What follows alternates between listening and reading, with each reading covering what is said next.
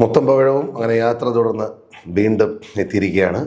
ഒ.എൻ.വി. സാറിൻ്റെ പാട്ടുകളുടെ പ്രത്യേകതയാണ് നമ്മൾ അന്വേഷിച്ചുകൊണ്ടിരിക്കുന്നത്. അദ്ദേഹത്തിൻ്റെ ഗാനങ്ങൾ എടുത്തു കഴിഞ്ഞാൽ അതിൽ അനുപല്ലവിയിലോ പല്ലവിയിലോ ചരണത്തിലോ ഒക്കെ ആവർത്തനമായിട്ട് പാടുക അല്ലെങ്കിൽ പാടി അല്ലെങ്കിൽ പാട്ട് എന്ന് പറഞ്ഞൊരു വാക്ക് വരും. ഇന്ന് നമ്മൾ പറയാൻ പോകുന്ന സിനിമ 80s പടങ്ങളാണ്.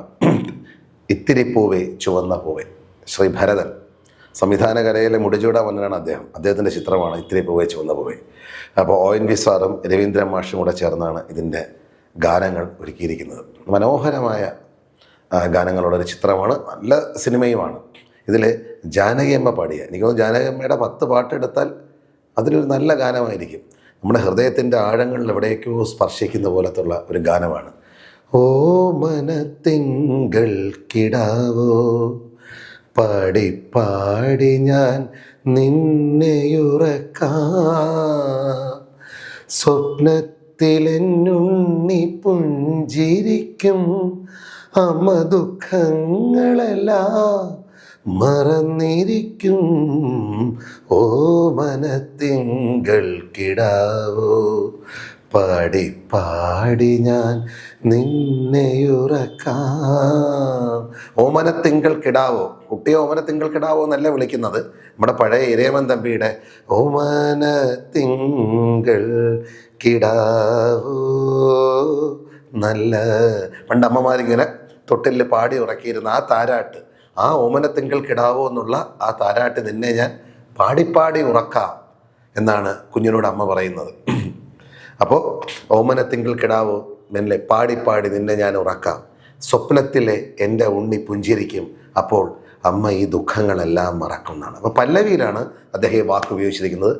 ഓമനത്തിങ്കൾ കിടാവോ പാടിപ്പാടി നിന്നെ ഞാൻ ഉണർത്താം എന്നാണ്.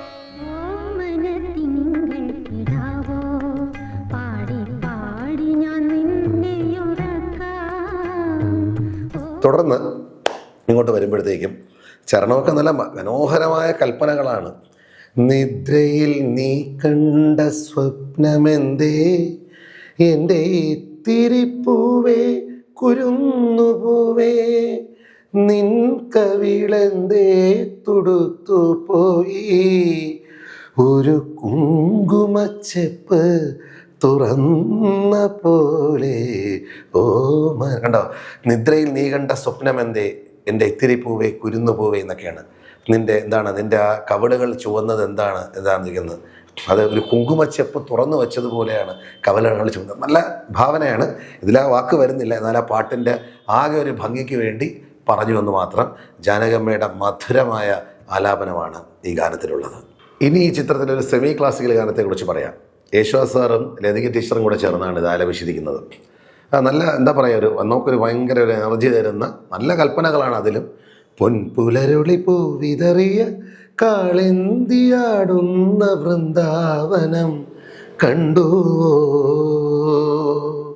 കാതരമിഴി നീ കാണാകാർഗുയിലൊന്നുണ്ടല്ലോ പാടിടുന്നു ദൂരെ. നോക്കൂ, അവിടെയാണ് ആ പല്ലവിൽ ഈ ഭാഗത്താണ് അദ്ദേഹം പാടിടുന്നു ദൂരെ. പൊൻപുലരുളി പൂവിതറിയ കാളെന്തിയാടുന്ന വൃന്ദാവനം കണ്ടുവോ ചോദിക്കുകയാണ്. കാതരമിഴി നീ കാണാകാർഗുയിലൊന്നുണ്ടല്ലോ പാടിടുന്നു ദൂരെ.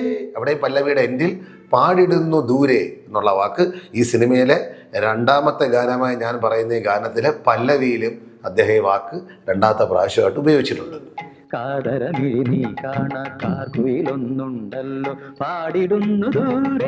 ഇതിൻ്റെ ചരണത്തിലാണ് നമ്മൾ പറയുന്ന റിപ്പീറ്റേഷൻ വാക്ക് വീണ്ടും വരാൻ പോകുന്നത്. ആരും കാണാതെ അരയാലിൻ കൊമ്പിന്മേലാടും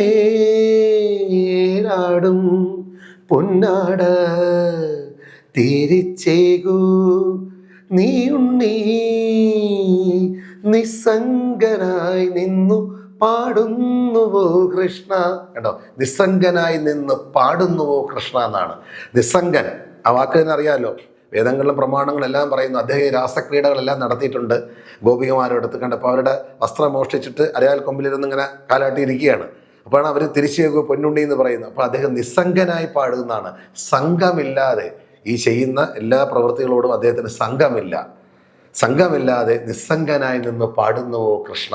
നിസ്സംഗനായി നിന്നു പാടുന്നുവോ കൃഷ്ണ. അതിന്റെ സ്വരങ്ങൾ അനുസരിച്ചാണ് വരി എഴുതിയിരിക്കുന്നത്.